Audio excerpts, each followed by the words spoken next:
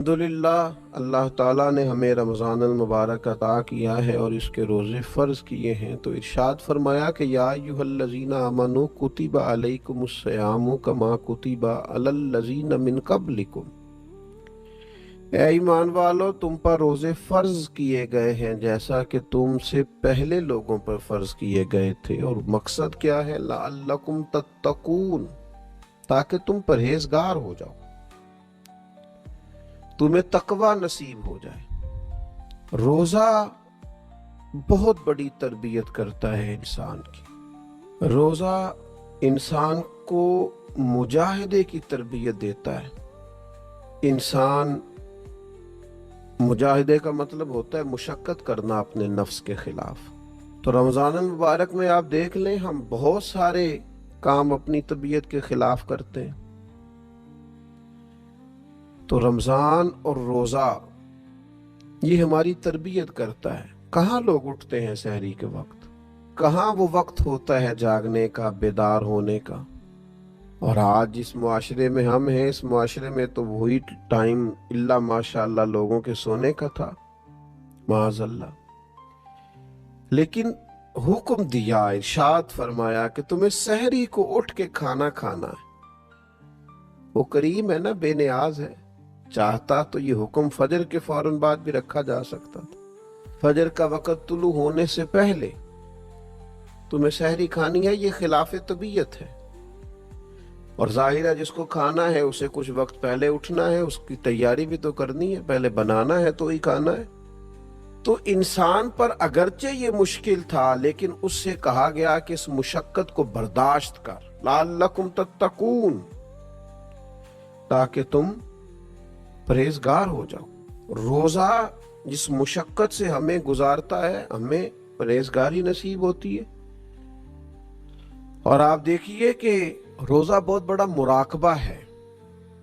किस बात का मुराकबा? अल्लाह ताला के हाजिर और नाजिर होने का मुराकबा। आप अकेले हैं घर में, कोई आपको नहीं देख रहा, फ्रीजर के अंदर सारा खाना मौजूद है, आप इत्मीनान से खाना खा सकते हैं, लेकिन नहीं खाते। क्यों नहीं खाते? कि मैंने रोजा रखा हुआ है।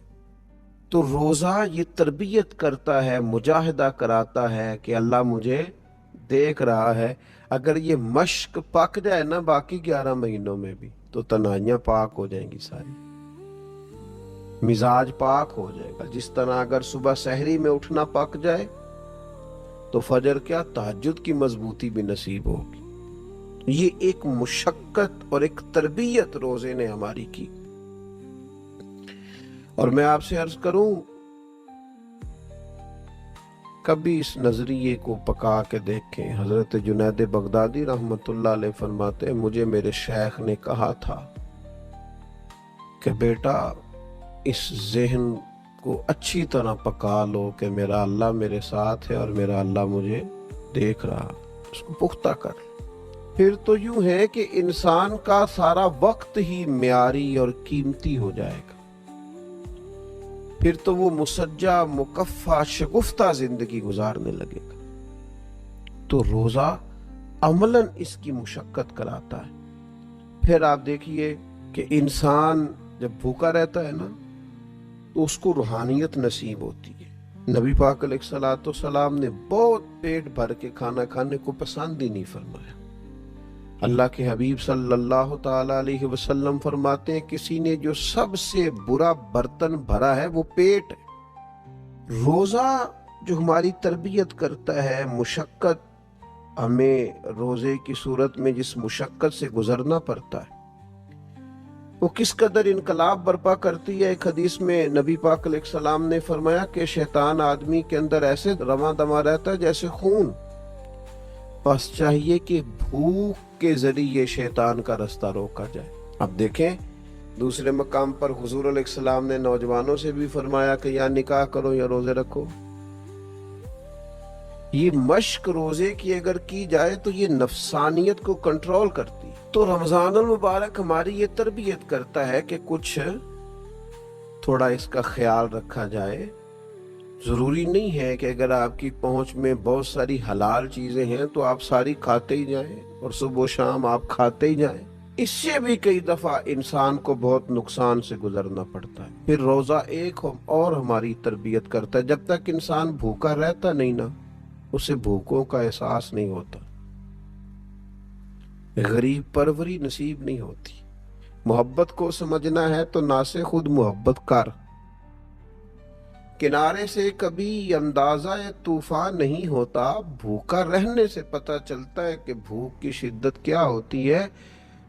بہت زیادہ کھانے رکھنے والے، بہت زیادہ مال رکھنے والے، بہت زیادہ وسعت رکھنے والے اندازہ کریں کہ ان کو پتہ ہے کہ ابھی افطار ہو جائے گا، تو پھر بھی کچھ نہ کچھ اپنی خواہشات کے خلاف انہیں مشقت کرنا پڑتی ہے. تو اس شخص کے دکھ کا بھی تو اندازہ کریں جس کے پاس کھانا موجود ہی نہیں ہے، اسے بھوک ہی بھوک کاٹنی. تو یہ روزہ ہماری تربیت کرتا ہے. اور پھر جس طرح روزے میں ہم نے کھانے پینے سے رکنا ہے نا، اسی طرح گناہوں سے بھی رکنا ہے. اس لیے کہ روزہ حصول تقوی کے لیے ہے. اللہ کی رضا کے لیے اگر ہم رکے ہوئے ہیں کھانے سے، پینے سے، عمل زوجیت سے، تو اسی طریقے سے اللہ کی رضا کے لیے رکنا ہے حرام سے، جھوٹ سے، غیبت سے، بدی سے. نبی پاک صلی اللہ تعالی علیہ وسلم نے فرمایا جس آدمی نے جھوٹ بولنا اور جھوٹ پر عمل کرنا نہ چھوڑا تو اللہ تعالیٰ کو اس کے کھانے پینے چھوڑنے کی کوئی حاجت ہی نہیں ہے. تو عملی تربیت رمضان المبارک ہماری کر رہا ہے کہ جس طرح ہم پرہیز کر رہے ہیں. میں نے خود دیکھا بعض لوگوں کو جن کی طبیعت بڑی تیز ہے، بڑی جلدی جھگڑا کرتے ہیں، لیکن رمضان المبارک میں اگر کسی نے سخت بات بھی کر دی تو اس نے کہا جا یار میں نے روزہ رکھا ہوا ہے. تو آپ اس بات کو سمجھیں کہ جس رب کی رضا کے لیے آپ نے روزہ رکھا ہوا ہے نا، اسی مالک کی رضا کے لیے آپ جھگڑا چھوڑ بھی دیں، آپ درگزر کا مزاج بھی پیدا کریں. یہ والا روزہ بھی تو کبھی رکھے نا. اور پھر روزہ ہمارا قرآن مجید سے رشتہ بڑا مضبوط کرتا ہے. آپ دیکھیے جتنا موسم بہار رمضان میں ہوتا ہے نا، تلاوت قرآن مجید کا مشق ہو رہی ہے، قرآن مجید یاد کیا جا رہا ہے، سنایا جا رہا ہے. مسلمانوں کی بڑی تعداد، بہت بڑی تعداد ذوق شوق سے تراویح میں کھڑی ہے، قرآن مجید سن رہی ہے، گھروں میں تلاوت قرآن مجید ہو رہی ہے. تو روزہ تربیت کر رہا ہے کہ قرآن پاک سے جڑ جاؤ، اس کے حلال کو حلال سمجھو، اس کے حرام کو حرام سمجھو، قرآن مجید کے قاعدوں اور ضابطوں کے مطابق اپنی زندگی کو ترتیب دینا شروع کرو. پھر جب ہم آگے بڑھتے ہیں تو رمضان المبارک ہمیں پابندی اوقات کا بڑا درس دیتا ہے. آپ کو فجر سے پہلے کھانا ہے، یہی وقت ہے، اس کی آپ کو پابندی کرنی ہے. اگر فجر ہو گئی، آذان ہو گئی، تو آپ ایک لقمہ اپنے گلے سے نہیں اتار سکتے. آپ پر پابندی ہے، آپ کو ٹائم دیا گیا، اسی ٹائم کے اندر آپ کریں گے یہ کام.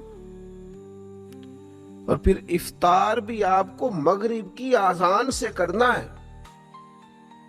وقت مغرب آپ اس سے 5 منٹ پہلے افطار نہیں کر سکتے، اور بہت دیر کر دینا افطار میں وہ بھی مکروہ تحریمی ہے. یعنی وقت کے اندر آپ افطار کریں. تو رمضان المبارک وقت کی پابندی کا بڑا درس دیتا ہے.